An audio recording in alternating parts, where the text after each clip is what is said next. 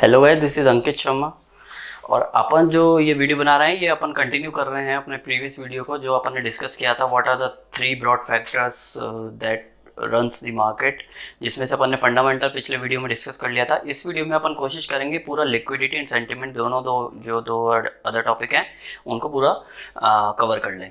तो सेकेंड जो पॉइंट है वो है लिक्विडिटी।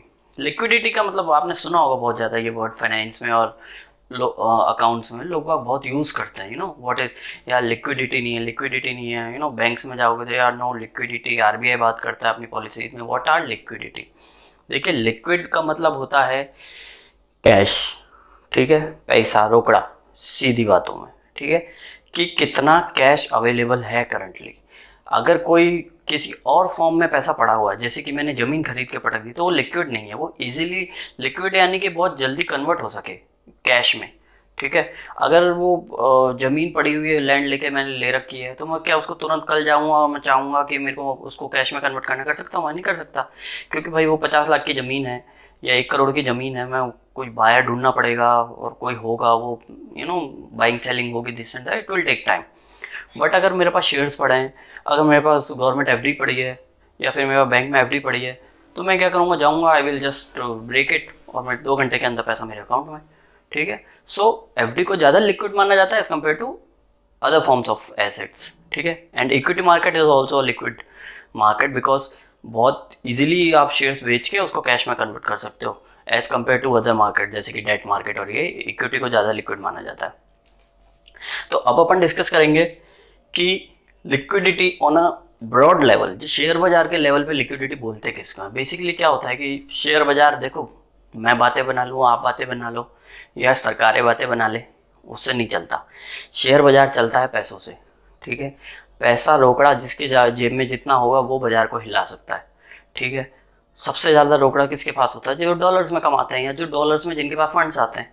और वो कौन होते हैं? वो होते हैं FIIs। और आप बेसिकली इनको कह सकते हो, specially in India right now they are the father of Indian stock market because they run the market. FIIs are foreign institutional investors, ठीक है। They are foreign institutional investors means JP Morgan, Morgan Stanley, Goldman सैक्स। These are financial institution of USA and England and UBS, RBS, Royal Bank of Scotland, United Bank of Switzerland, UBS. So these are some big brokerage firms as well as asset under management firms. What they do, they manages money of rich people of these countries, like Europe, US। अब ये लोग dollars में, euro में कमाते हैं, यहाँ के जो लोग होते हैं, और ये जो सेविंग करते हैं अपने जो डॉलर्स और यूरो में, वो इनके पास रखवा देते हैं। अब यहाँ जो है फंड मैनेजर्स होते हैं इंस्टीट्यूशन में, वो सोचते हैं यार हम सिर्फ यूरोप में या US में पैसा क्यों लगाएं, हम क्यों ना बाहर जा करके भी पैसा लगाएं। तो वो इंडिया में भी आते हैं। अब इंडिया में जब वो डॉलर्स और यूरो लेके आ रहे हैं तो ऑफकोर्स सी बात है वो आराम से चला सकते हैं बाजार को। डॉलर्स और यूरोज और रुपये में तो फ़र्क होता है ना। वो 1 रुपया लाएगा, यहाँ पे 75-80 रुपया बन जाएगा, और 75-80 रुपये में अच्छा खासा बाजार को हिला सकते हैं वो। So FII cash flow determine करता है बाजार की liquidity to a large extent. ये मान लीजिए आप अगर बाजार में 100 रुपया लग रहा है, 30-40-45 रुपया तो FIIs का ही लग रहा है। और इसलिए जब वो बेचने पे आते हैं तो वो भाव नहीं देखते, बिल्कुल कार्नेज होता है, बिल्कुल ब्लड बात हो जाता है बाजार में। जब चाहे, अगर आज बाजार FIIs चाहें तो बाजार को आधा कर सकते हैं खड़े खड़े, ठीक है। 4 दिन 5 दिन उनको लगेगा बेचने पे आया और बाजार आधा, ठीक है। तो FIIs बहुत बड़ा फैक्टर होता है लिक्विडिटी के अंदर। लिक्विडिटी मीन्स पैसा कितना है ऑल ओवर द कंट्री में पैसा कितना है जो कि बाजार में लगने वाला है। तो FIIs अगर इनका मूड अच्छा है तो लिक्विडिटी ज़्यादा है।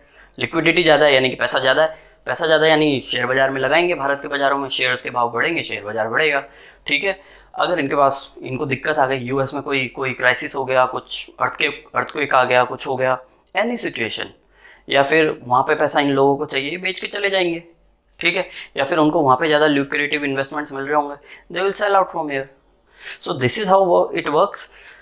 अगर इसलिए कहता है ग्लोबल मार्केट्स इंटरलिंक्ड होते हैं। अगर वहाँ पे कुछ खराबी हुई तो यहाँ पे भी सेल करके चले जाएंगे, मार्केट तेजी से गिर जाएगा। वहाँ पे कुछ भी अच्छा हुआ, वहाँ से पैसा यहाँ पर भी आएगा, ठीक है। सो FII के cash flow. Second is DII cash flows. ये तो हो गए फॉरेन के लोग जो कि भारत में पैसा लगा रहे हैं, foreign institutional investors. Now comes DIIs। DIIs are domestic institutional investors. ये कौन होते हैं? ये they all are mutual funds. जो भारत के म्यूचुअल फंड्स होते हैं जैसे कि UTI, SBI, ICICI, HDFC, सारे जो भी म्यूचुअल फंड्स चल रहे हैं, जो चलाते हैं, ये क्या करते हैं? भारत के लोगों से पैसा लेते हैं। अब भारत के लोग तो रुपये में कमा रहे हैं, ठीक है, कोई 20,000, कोई 50,000, कोई 10,000, 5,000 ऐसे सेविंग करते हैं अपने। तो इन लोगों ने सेविंग की, तो they are comparatively less. Okay, FII जो होते हैं they are higher as compare to DIIs in terms of liquidity. मैं लिक्विडिटी की बात कर रहा हूँ, I am not talking about knowledge and wisdom and all. Third point is government policies on foreign investment. अब देखिए, गवर्नमेंट होता है, गवर्नमेंट पॉलिसीज़ कैसी हैं इन्वेस्टमेंट्स को लेके, फॉरेन इन्वेस्टमेंट्स को लेके स्पेशली। अगर आपने बैन लगा दिया फॉरेन इन्वेस्टमेंट पे, चाहे FPI हो फॉरेन पोर्टफोलियो इन्वेस्टमेंट, चाहे FDI हो फॉरेन डायरेक्ट इन्वेस्टमेंट, या फिर FIIs फॉरेन इंस्टीट्यूशनल इन्वेस्टमेंट, इन तीनों पे डिपेंड करता है कि बाज़ार मतलब सेंटिमेंट कैसा है मार्केट के अंदर।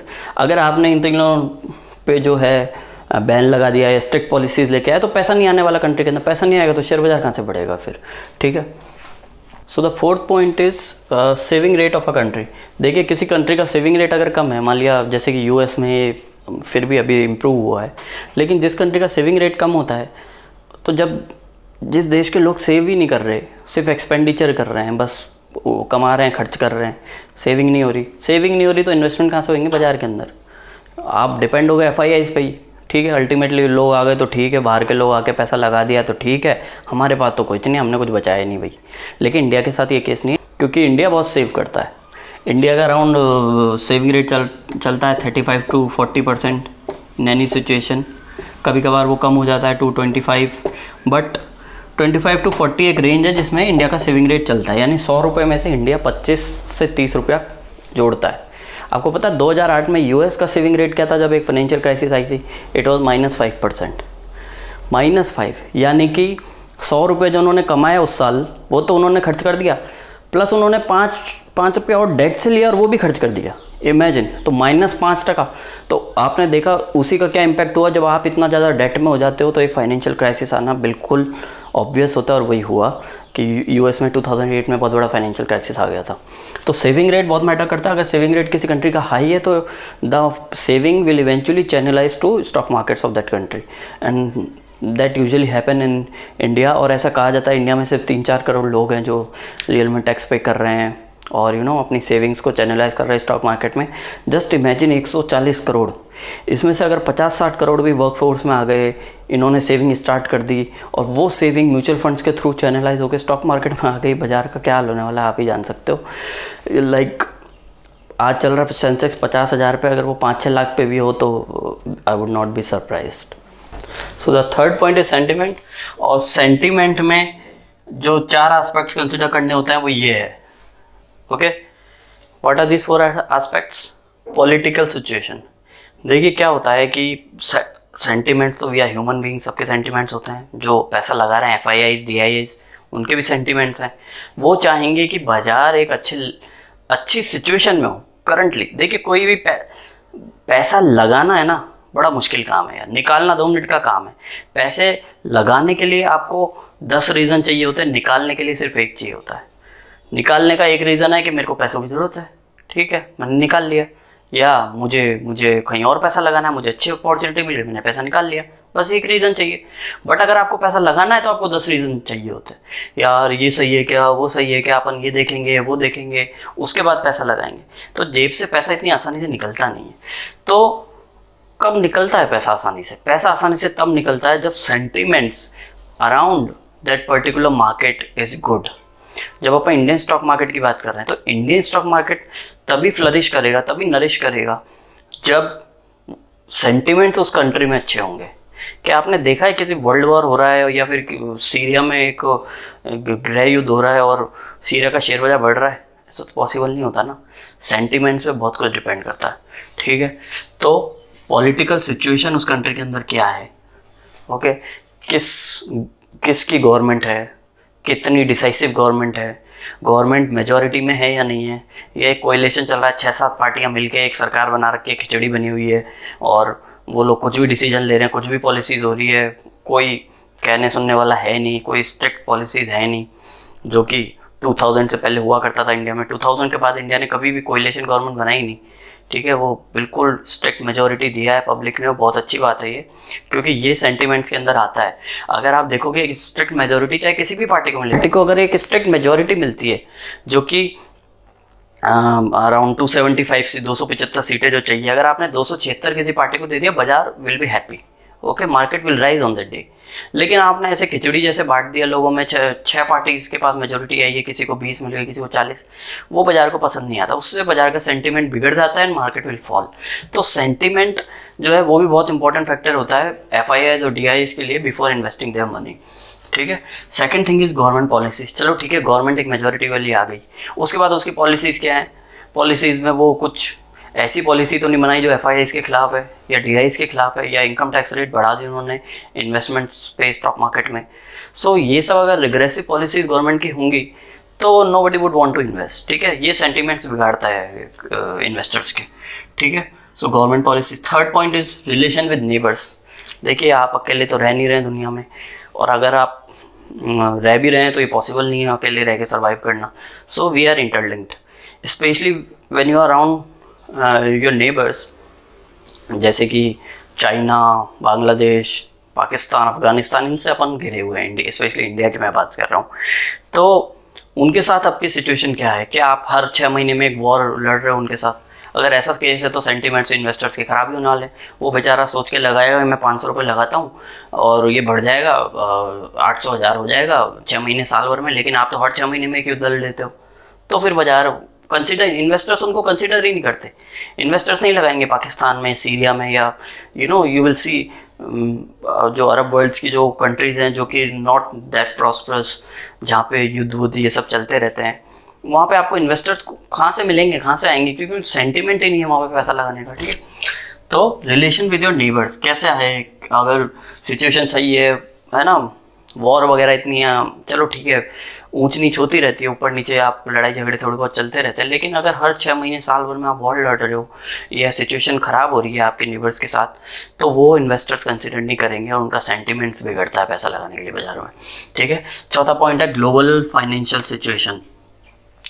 ग्लोबल फाइनेंशियल सिचुएशन हर जगह मैटर करती है, चाहे वो फंडामेंटल्स हो, चाहे वो लिक्विडिटी हो, चाहे वो सेंटीमेंट्स हो, ठीक है। इन तीनों पॉइंट को आप लिंक कर सकते हो ग्लोबल फाइनेंशियल सिचुएशन को।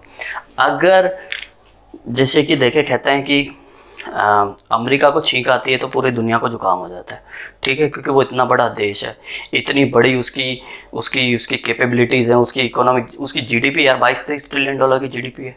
सोचो इंडिया की 4 भी नहीं है, तो आप इमेजिन कर सकते हो कहाँ 23-24, कहाँ 4। तो आप ऐसे इंडिया जैसे 6-7-8-9 देश बनाओगे तब जाके अमेरिका बनेगा। तो जब इतने बड़े देश को कुछ होता है, वहाँ पे फाइनेंशियल क्राइसिस आती है, तो ऑफकोर्स सी बात है आपके एक्सपोर्ट्स हिट होंगे, आपके एक्सपोर्ट्स उस लेवल के नहीं हो पाएंगे, एक्सपोर्ट्स उस लेवल के नहीं होंगे, आपकी सेविंग्स नहीं होगी, यहाँ पे डिमांड नहीं होगी, लोगों में बेचारों में एम्प्लॉयमेंट नहीं होगा among people. So all these factors are interlinked, और अगर ग्लोबल फाइनेंशियल सिचुएशन ख़राब होती है तो ओवरऑल इन्वेस्टर सेंटिमेंट ख़राब होता है और वो मार्केट्स में पैसा लगाने से बचते हैं, ठीक है। तो इसलिए कहते हैं कि ये 3 फैक्टर्स जो कि डिस्कस किए, फंडामेंटल्स, लिक्विडिटी एंड सेंटिमेंट्स, ये जब अलाइन होते हैं, when they are aligned together, ठीक है, व्हेन दे आर अलाइंड, ये नहीं कि इनमें से एक भी चीज़ सही हो गई बाकी 2 खराब हैं तो चल जाता है। ओकेजनल सिचुएशंस होती, चल भी जाता है, लेकिन यूजुअली जब ये 3 अलाइन होती हैं तो बाजार चलता है। बाजार आप जो बड़े बड़े बुल रन्स मार्केट में देखते हैं वो तब आते हैं जब ये 3 सिचुएशन अलाइंस होती हैं, ठीक है, फंडामेंटल्स, लिक्विडिटी एंड सेंटिमेंट्स। तो ये था guys topic, fundamental, liquidity and sentiment, जिन पे बाजार ड्राइव करता है, the 3 main factors on which the market runs. I hope आपको ये वीडियो पसंद आया हो। अगर पसंद आया तो प्लीज़ लाइक एंड सब्सक्राइब कीजिएगा। Thank you very much for watching this video.